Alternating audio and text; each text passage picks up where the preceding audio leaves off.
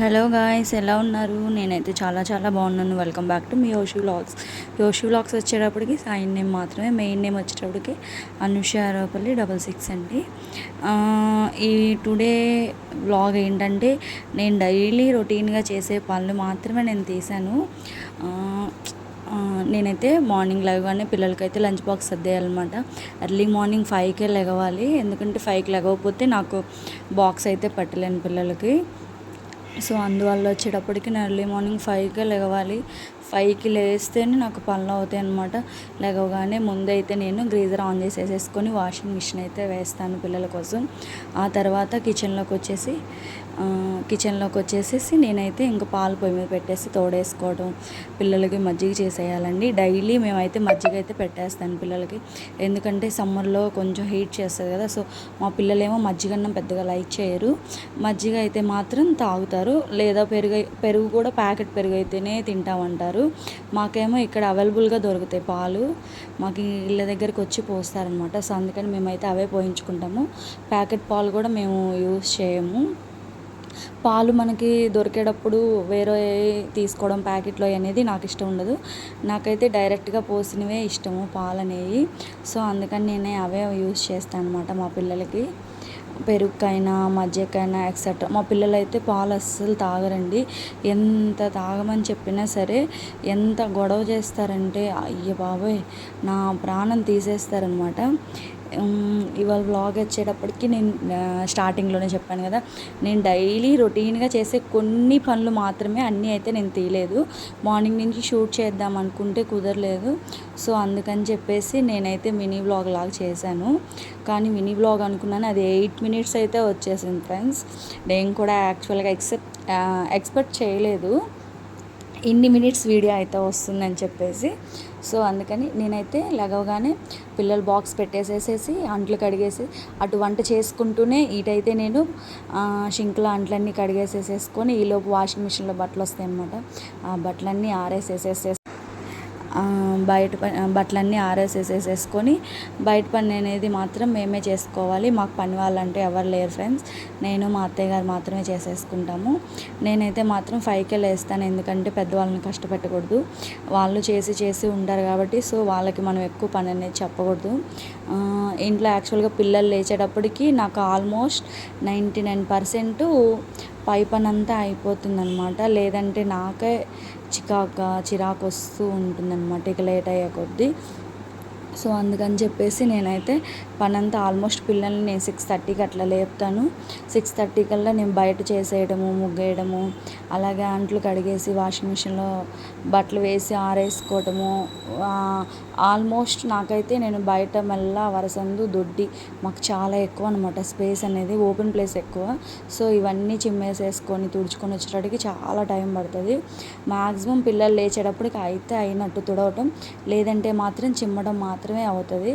ఇల్లు మాత్రం ఇంకా పిల్లల్ని లేపేసి ఇంకా 6:30కి నేను పిల్లల్ని అయితే నిద్ర లేపుతాను. వాళ్ళని బ్రష్ చేయించి వాష్రూమ్కి వెళ్ళొచ్చి వాళ్ళు స్నానాలు చేసి ఎర్లీ మార్నింగ్ టిఫిన్ చేయమన్నా చేయరు, పోనీ భోజనం చేయమన్నా చేయరనమాట. మా పిల్లలైతే అసలు ఏమీ తినకుండానే వెళ్ళిపోతారు. కానీ చాలామంది ఎందుకు తినరు ఏంటి అని నన్ను క్వశ్చన్స్ వేస్తారు మా ఇంటి దగ్గరే. మా పిల్లలకి ఎందుకనో ఈ మధ్య అనేది అలవాటు తప్పింది. ఇంతకుముందు బాగానే చెప్తే వినేవాళ్ళు, కొంచెం పెద్దవాళ్ళు అవుతుండేప్పటికీ మారం కూడా బాగా పెరిగిపోతుంది. మామూలుగా కాదు, భలే అడ్డం పెడతారండి మా బాబు అయితే మాత్రం. కానీ స్టడీ పరంగా వచ్చేటప్పటికి నన్ను ఇద్దరు రిస్క్ అనేది పెట్టరనమాట. ఇంకా నేనైతే వాళ్ళని రెడీ చేసేసేసి వాళ్ళదే 7:45కి మాకు బస్సు వస్తుంది అనమాట. శ్రీ చైతన్య, మేము రండి జాయిన్ చేసింది శ్రీ చైతన్య బస్సు అయితే వస్తుంది. సో అప్పటికల్లా నేను ఆల్మోస్ట్ పిల్లల పనులన్నీ కంప్లీట్ చేసి బాస్కెట్ సర్దేసేసి వాళ్ళని అయితే బయటికి తీసుకెళ్తారు. మా అత్తయ్య గారు కానీ మా వారు కానీ బయట అరుగు మీద కూర్చుంటారు అనమాట. మా ఇంటి ముందే అరుగులంటే వేరే ఇంటి ముందుకు వెళ్ళే పని లేదు, ఇంటి ముందే బస్సు ఆగుతుంది కాబట్టి సో ఇబ్బంది లేదు నాకైతే మాత్రం. అలా వాళ్ళు వెళ్ళి కూర్చుంటారు. నేనైతే ఇంక ఈలోపు ఇల్లు చిమ్మేసేసుకొని ఇల్లు తుడిచేసుకొని బయట మొత్తం అంతా చిమ్ముకొని తుడుచుకునేప్పటికి నాకు ఒక 45 minutes అయితే పడుతుంది అనమాట. అది కంప్లీట్ అయిన తర్వాత నేను మళ్ళీ టీ అయితే ఎర్లీ మార్నింగ్ లేవగానే టీ అయితే తాగుతాను. మరి 5కే ఏం తాగుతామని చెప్పేసి ఈ మధ్య అయితే అలవాటు తప్పించుకొని మా వారు 7:30కి 7కి లేస్తారు. సో అప్పుడైతే మేము టీ తాగుతాం అనమాట. టీ తాగేసి ఇంక పిల్లల్ని రెడీ చేసేసుకోవడం, వాళ్ళని బయటికి పంపించేసి నేను ఇల్లు చిమ్ము తుడుచుకోవడం ఒక 45 మినిట్స్ వరకు పడుతుంది. ఏంటి మళ్ళీ రిపీట్ అదే చెప్తుందని మాత్రం అనుకోవద్దు. ఏం మాట్లాడాలి ఏంటనేది నాకు కొంచెం కొత్తగా ఉందన్నమాట. నేను ఇదే first time daily routine vlog అనేది పెట్టడం. అందులో కూడా కొంత మాత్రమే నేను పెట్టాను. మొత్తం కంప్లీట్గా పెడదాము అంటే నాకు కుదరలేదన్నమాట. భయం వేసేసింది. తీద్దామంటే ఎర్లీ మార్నింగ్ చాలా ఫాస్ట్గా చేస్తేనే పనులన్నీ నాకు అలా అవుతాయి అనమాట. 7:48 కల్లా నాకు ఇల్లు తుడుచుకోవడం, చిమ్ముకోవడం మొత్తం అయిపోతుంది. ఆల్మోస్ట్ నేను పిల్లలు ఇంట్లో ఉన్నప్పుడే నేను చిమ్మేస్తానని చెప్పేశాను కదా. వాళ్ళు వెళ్ళిన తర్వాత ఒక 25 మినిట్స్ పడుతుంది మొత్తం బయట వరసందు దొడ్డి ఇల్లు తుడుచుకోవడం అనేది. అది కంప్లీట్ అయిపోయిన తర్వాత నేను బ్రష్ చేసేసుకొని స్నానం చేసేస్తాను ఫ్రెండ్స్. మామూలుగా నేనైతే ఎర్లీ మార్నింగే స్నానం చేసేస్తాను ఆల్మోస్ట్. ఈలోపు మా పిల్లలు బస్సు వచ్చిందంటే బాయ్ చెప్పేసేసి నేను ఇంకా స్నానానికి వెళ్ళేసి స్నానం చేసి వచ్చి పూజ అయితే కంపల్సరీగా డైలీ చేయాల్సిందే.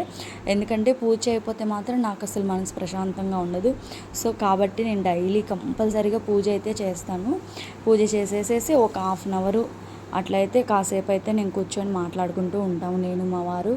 ఏదో ఒకటి మాదైతే రెడీమేడ్ షాప్ అనమాట. సో షాప్లో విషయాలు ఏదో ఒకటి ఉంటాయి కదా, సంథింగ్ అలా మాట్లాడుకుంటూ ఉంటాము. లేదనుకోండి మా అత్తయ్య గారితో బాగా క్లోజ్ నేనైతే. మా అత్తయ్య గారు కూడా నన్ను బాగా ఒక కూతురులాగే చూసుకుంటారు. నాకైతే ఆ ఇబ్బందే లేదు. చాలా బాగా కోఆపరేట్ చేస్తారు మా అత్తయ్య గారు కూడా. మాట్లాడడమైనా ఏదైనా సరే ఇబ్బంది అనిపించదు. ఇవాళ నేను ఈ పనులన్నీ అయిపోయి నేను టిఫిన్ చేసేసి షాప్కి వెళ్ళేసి మా వారికి కొంచెం బాగాలేదు. సో అందువల్ల ఎర్లీ మార్నింగ్ షాప్కి నాకు పడుతుంది అనమాట డ్యూటీ. నేను 9:45కి 10కి వెళ్తాను షాప్ ఓపెన్ చేయడానికి.